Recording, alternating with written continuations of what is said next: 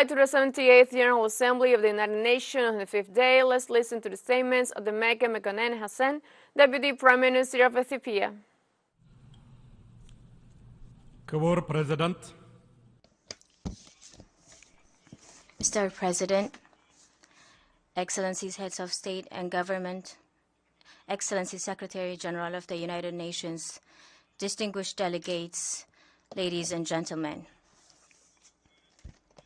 It is my honor to address this August Assembly representing Ethiopia. I would like to extend my heartfelt congratulations to Your Excellency on your election as the President of the 78th session of the General Assembly. I assure you of my country's full support in the execution of your responsibilities. When the world is faced with a multitude of challenges, in such times, we must ask ourselves, do we have the necessary political will to choose the global partnership over geopolitical competition? Are we prepared to work together towards a promising age of shared prosperity? Are we also committed to working together to serve our planet and to meet the aspiration of over 8 billion people?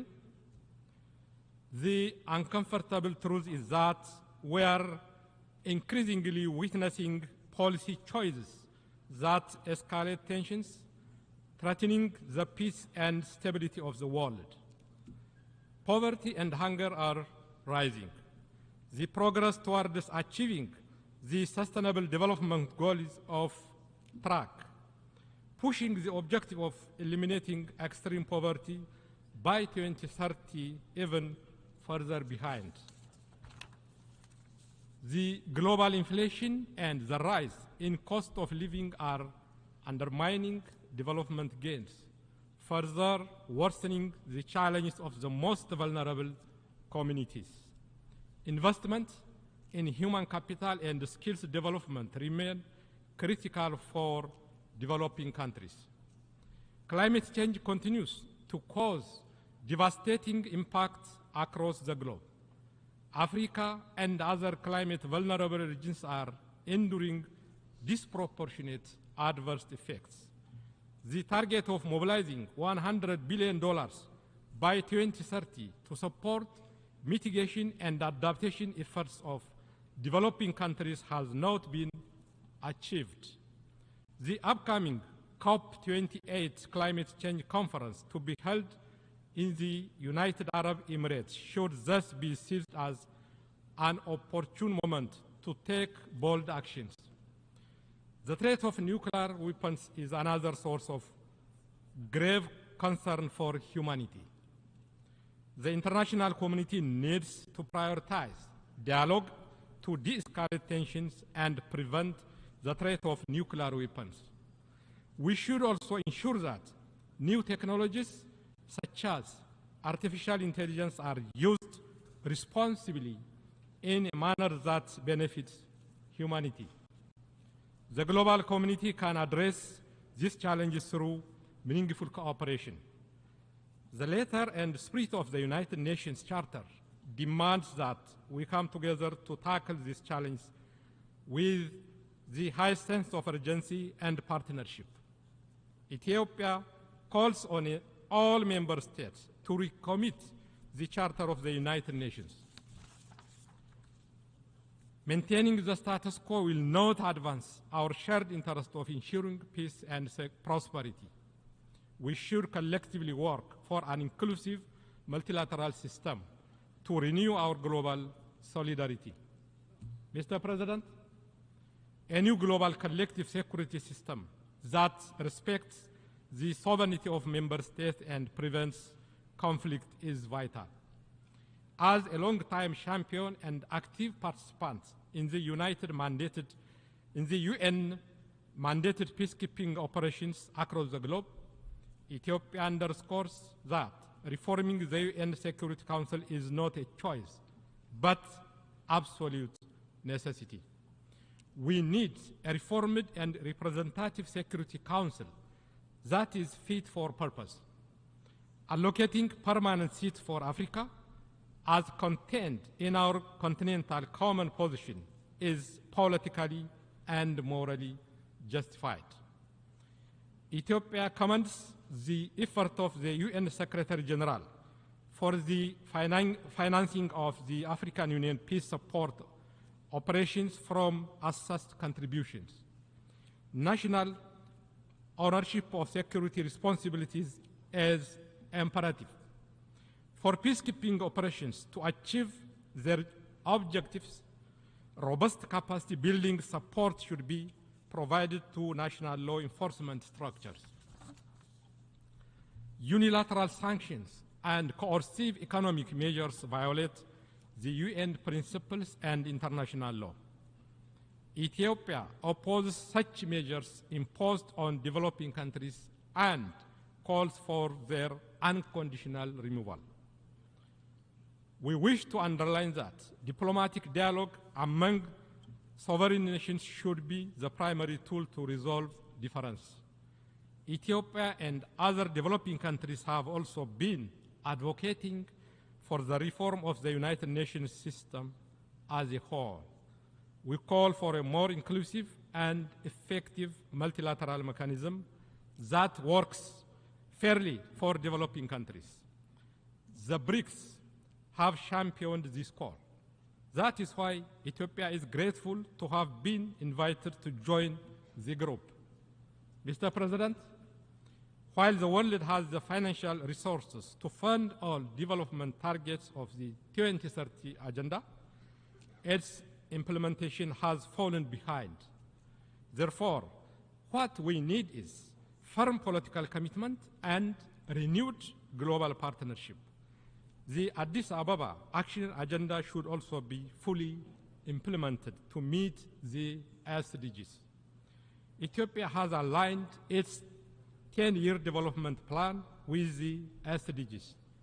We are resolute in accelerating our inclusive political and economic reforms for a more peaceful and prosperous society.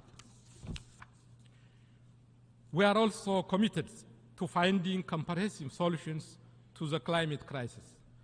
The Ethiopians' own flagship program, the National Green Legacy Initiative, is a demonstration of this commitment.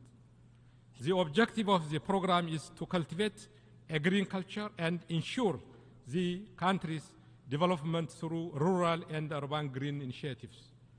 The program has been successful, and we are making every effort to share our experience. Mr. President, the Pretoria Peace Agreement ended a 2-year-long conflict in northern Ethiopia. This agreement is a practical embodiment of African solutions to African problems.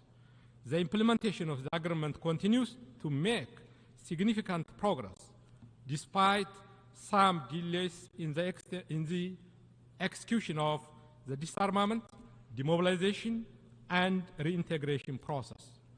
There is a need to expedite this process and ensure its successful completion.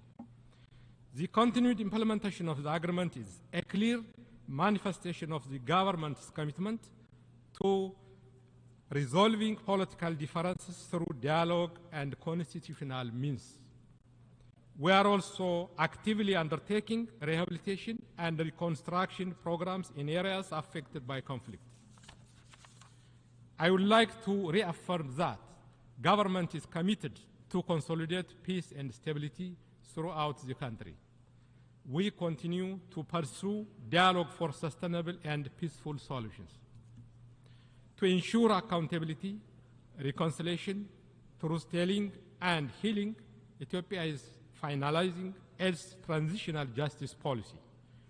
Nationwide consultations on policy options for transitional justice have been effectively conducted in all regions across the country.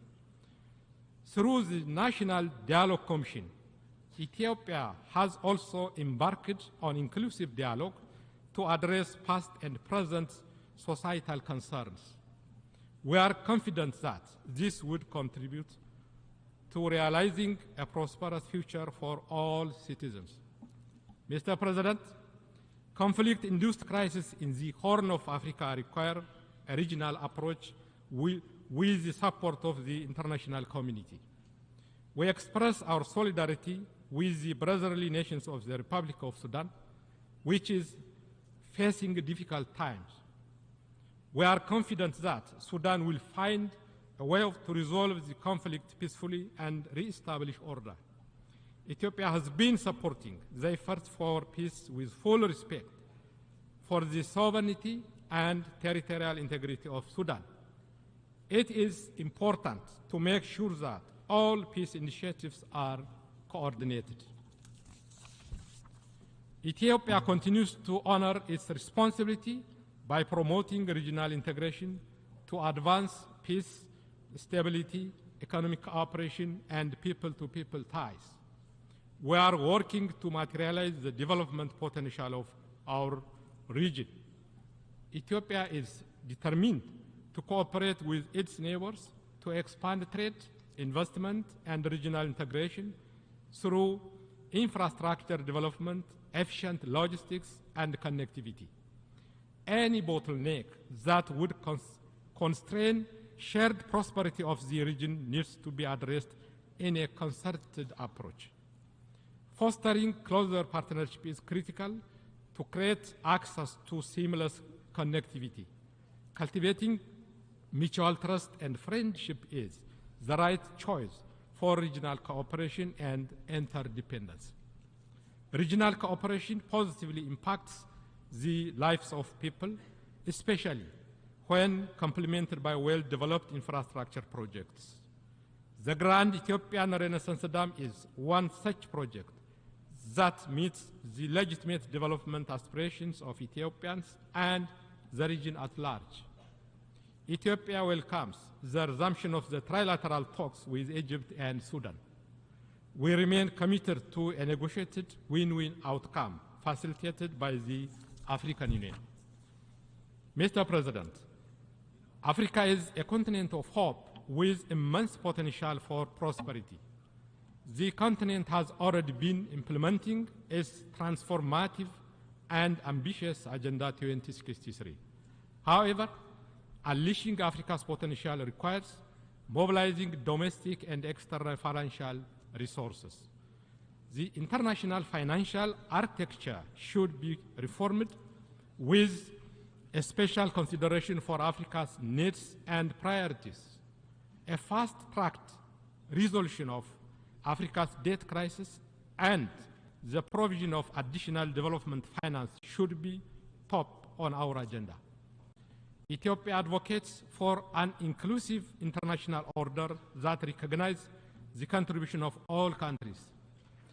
The very survival of humanity, the safety of our planet, the peace and security of the world is at stake. Therefore, hope, justice, and equality for all should indeed define the fundamental agenda of this assembly. Beyond the rhetoric, this august body has a responsibility to promote global consensus and translate ideas proposed in this very hall into concrete actions. As I conclude, I would like to emphasize we are at a critical juncture where humanity must come together with a unity of purpose for peace and prosperity. With full awareness that our time to serve is limited, each of us gathered here today should reflect on the legacy we wish to leave behind for future generations. I thank you. I thank you.